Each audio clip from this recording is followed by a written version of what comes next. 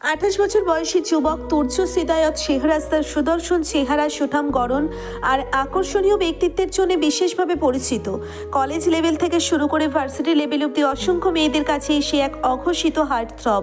স্বভাবগত দিক থেকে বরাবরই ভীষণ গাম্ভীর্যপূর্ণ ও সংযত সে। অযথা হাসি ঠাট্টা, অনর্থক কথাবার্তা এসব তার অভিধানে নেই। অসংখ্য মেয়ে তার সৌন্দর্যে যেমন মুগ্ধ, তেমনি বিমোহিত তার চারিত্রিক দৃঢ়তায়।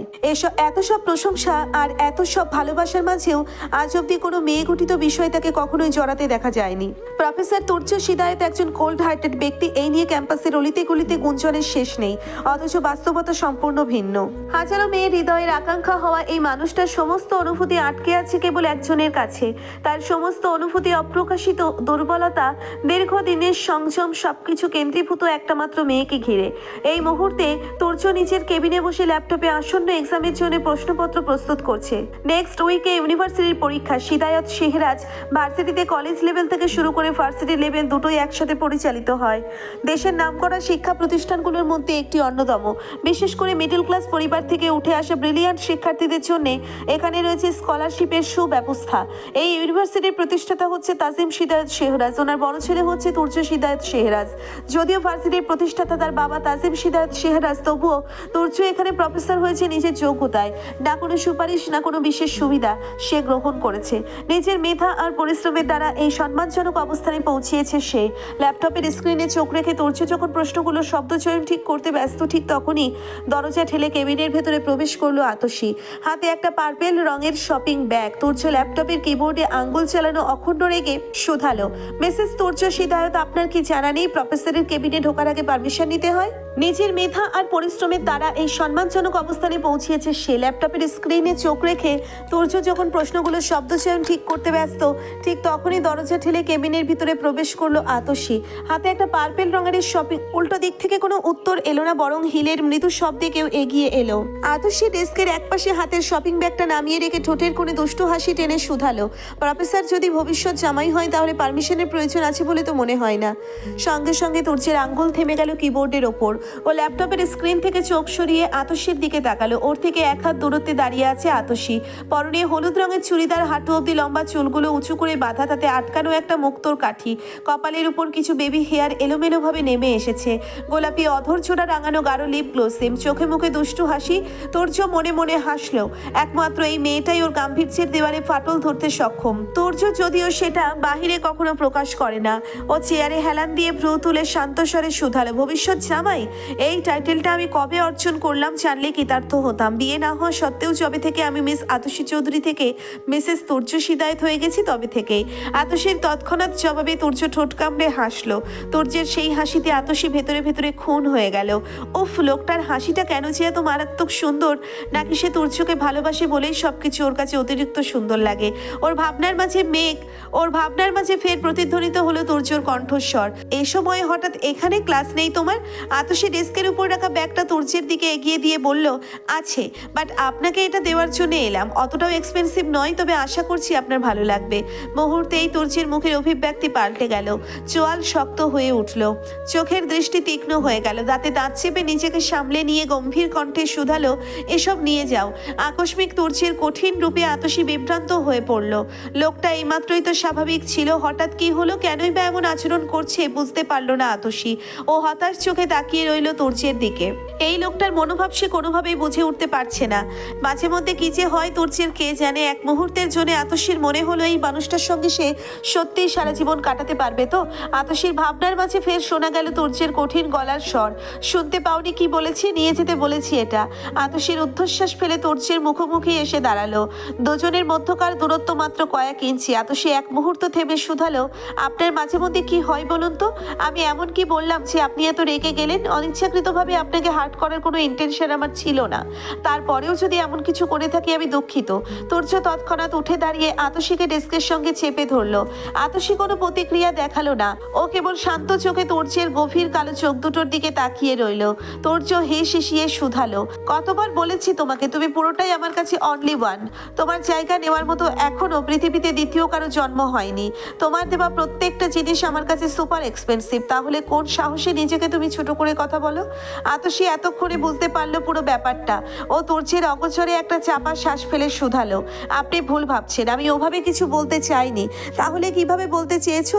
না মানে আপনার ইউজ করা প্রতিটি জিনিসই একদম পারফেক্ট আর প্রিমিয়াম। তার কাছে আমার দেওয়া এই ছোট্ট ঘড়িটা আসলে তোর যে রাগান্বিত মুখশ্রীর দিকে তাকিয়ে বাকি কথাটা আর সম্পূর্ণ করা হলো না আতশীর।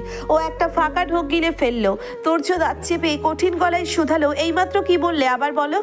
তোর্যের দিকে তাকিয়ে থাকতে আতশীর পক্ষে আর সম্ভব হলো না। ও অবিন্যস্ত দৃষ্টিতে এদিক সেদিক তাকালো। তোর্য ফোঁস করে একটা ভারী শ্বাস ছেড়ে আতশীকে নিজের বুকে টেনে নিল। আচমকা এহেন ঘনিষ্ঠতায় আতশী কেঁপে উঠল।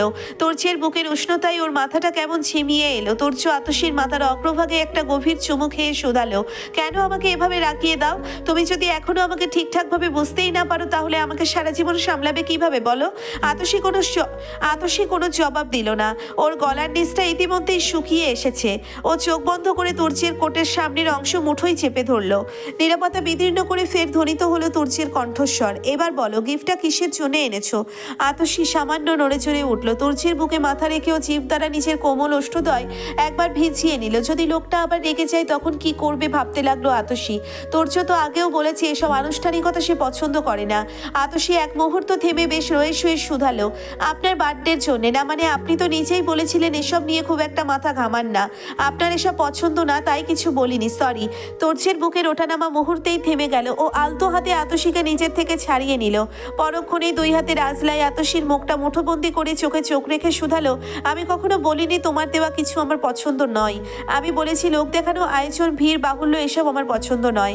আতশী এক মুহূর্ত থেমে বিস্মিত কণ্ঠে শুধালো, আপনি রাগ করেননি? না, এখন ঘড়িটা আমাকে পরিয়ে দাও। আতশী এক মুহূর্ত দেরি করলো না। ও তৎক্ষণাৎ শপিং ব্যাগ খুলে ঘড়িটা বের করলো। তুর্য সঙ্গে সঙ্গে নিজের বাম হাত থেকে রোলেক্স ব্র্যান্ডের ঘড়িটা খুলে ফেললো। পর মুহূর্তেই হাত বাড়িয়ে দিল আতশীর দিকে। আতশী সযত্নে তুর্যের হাতে ঘড়িটা পরিয়ে দিল। তুর্যের যদিও সেসবে কোনো ভ্রুক্ষেপ নেই, ও তো কেবল ব্যস্ত আতশীকে দেখতে। আতশী ঘড়ি পরানো শেষে তুর্যের দিকে তাকালো। তুর্য এক ধ্যানে ওর দিকেই তাকিয়ে আছে। আতশীর প্রচন্ড লজ্জা লাগলো। ফর্সা গাল দুটো রক্তিম হয়ে উঠলো। এখানে দাঁড়িয়ে থাকলে লজ্জায় নিশ্চিত আজও মরেই যাবে। এমন অপ্রস্তুত পরিস্থিতি থেকে রেহাই পেতে আতশী তথস্থ কণ্ঠে শুধালো, আপনি কাজ করেন, আমি আসছি। আর এক মুহূর্ত দাঁড়ালো না আতশী। দ্রুত পায়ে কেবিন থেকে বেরিয়ে গেল সে। তুর্য ওর যাওয়ার পানে তাকিয়ে মুচকি হাসলো। একবার হাতের ঘড়িটার দিকে তাকিয়ে পুনরায় চেয়ারটায় গিয়ে বসলো। একটা গভীর শ্বাস ফেলে ফের নিজের কাজে মনোনিবেশ করলো। বেলা প্রায় 1:30 বাজতে চলো। সূর্যের তেজদীপ্ত রশ্মি এখন মাথার উপর এসে পৌঁছিয়েছে। সায়ন দক্ষ হাতে ড্রাইভ করছে। ওর পাশের সিটে বসা এরিক আইপ্যাডে একের পর এক ডাটা যাচাই করছে। এডউইন রিয়েল এস্টেট কোম্পানির নতুন শাখার কাজ ইতিমধ্যেই শুরু হয়ে গেছে। এই মুহূর্তে কোম্পানির ইন্টেরিয়ার ডিজাইনের কাজ চলছে। ডিজাইনারদের ধারণা অনুযায়ী প্রপার ফিনিশিং এর জন্য আনুমানিক 1 সপ্তাহ সময় লাগবে। সবকিছু ঠিকঠাক সাজিয়ে গুছিয়ে ওপেনিং করার জন্য মিনিমাম 10 থেকে 12 দিন প্রয়োজন। সায়ন আর এরিক এখন কোম্পানিতে যাচ্ছে পরিদর্শনের উদ্দেশ্যে। এরিক অবশ্য স্বেচ্ছায় বাংলাদেশে আসতে চায়নি, কিন্তু ওর বাবা রাফায়েল এডউইনের অনুরোধে সে এসেছে। রাফায়েল এডউইন বর্তমানে অস্ট্রেলিয়ায় অবস্থান করছেন। কোম্পানির গুরুত্বপূর্ণ কাজের সূত্র। রাফায়েল চায় কোম্পানির সব কাজ ঠিকঠাকভাবে সম্পূর্ণ হচ্ছে কিনা এরিক নিজে সেটা যাচাই করুক। বাবার কথা রাখতে এরিককে বাধ্য হয়ে বাংলাদেশে আসতে হয়েছে। এরিকের ফর্সা মুখটা রক্তিম হয়ে আছে। গাড়িতে যদিও এসি চলছে, তবে আমেরিকায় তুষারপাতে অভ্যস্ত এরিক এখনো বাংলাদেশের শীতের সঙ্গে পুরোপুরি মানিয়ে নিতে পারেনি। সায়ন স্টিয়ারিং ঘুরিয়ে ডান দিকের রাস্তায় মোড় নিয়ে শুধালো, তুমি কি সত্যি এখানে 3 মাস থাকছি? তুই কি সত্যি এখানে 3 মাস থাকছিস নাকি? এমন হলে আমাকে নেক্সট মাসে আমেরিকায় ফিরে যেতে হবে। গেলে যাবি, তোর কাজ থাকলে আমি তোকে আটকে রাখতে পারবো না। এদিকে নিজের কাজ শেষ না হওয়া অবধি ফিরে যাওয়া আমার পক্ষে সম্ভব নয়। এর মানে তুই 3 মাসই থাকছিস? এই নিয়ে হসপিটালে কোনো প্রবলেম হবে না? তুই তো একজন প্রফেশনাল সার্জন। এমন লং ডিস্টেন্স গ্যাপ দিলে তো পরবর্তীতে ঝামেলা হতে পারে। এই নিয়ে ভাবিস না, আমি ছাড়া ওখানে অসংখ্য ট্রেন ডক্টর আছে। 3 মাসের জন্য আমার অনুপস্থিতিতে হসপিটালে কোনো কিছুই পাল্টে যাবে না, আমি নিশ্চিত। এটা অবশ্য ঠিক বলেছিস। নিজের হসপিটাল থাকলে একরকম শান্তি, ইচ্ছে মতো ছুটি কাটানো যায়। বেশি চিন্তা করতে হয় না। তুই ভুল ভাবছিস সায়ন। লাস্ট 5 বছরে আমার কাজের রেকর্ড দেখলে 1 মাসেরও গ্যাপ খুঁজে পাওয়া যাবে না। নিজের হসপিটাল বলে কাজ এড়িয়ে যাবো এই সুযোগ আমার অভিধানে নেই। বাই দ্য ওয়ে, তুই কবে ফিরছিস? শিওর বলতে পারছি না, সম্ভবত নেক্সট মান্থের ফার্স্ট উইকে। রানিয়া আর লিওয়ান কি তোর সাথে ফিরে যাবে নাকি? লিওয়ানের বিষয়টা বলতে পারছি না, তবে রুনিয়া আমার এই গাড়ি থামা। সায়নের কথা সম্পূর্ণ হবার পূর্বেই উপরিউক্ত বাক্যটা ছুড়ে দিল এরিক। আকস্মিক কথার তীব্রতায় চমকে উঠল সায়ন।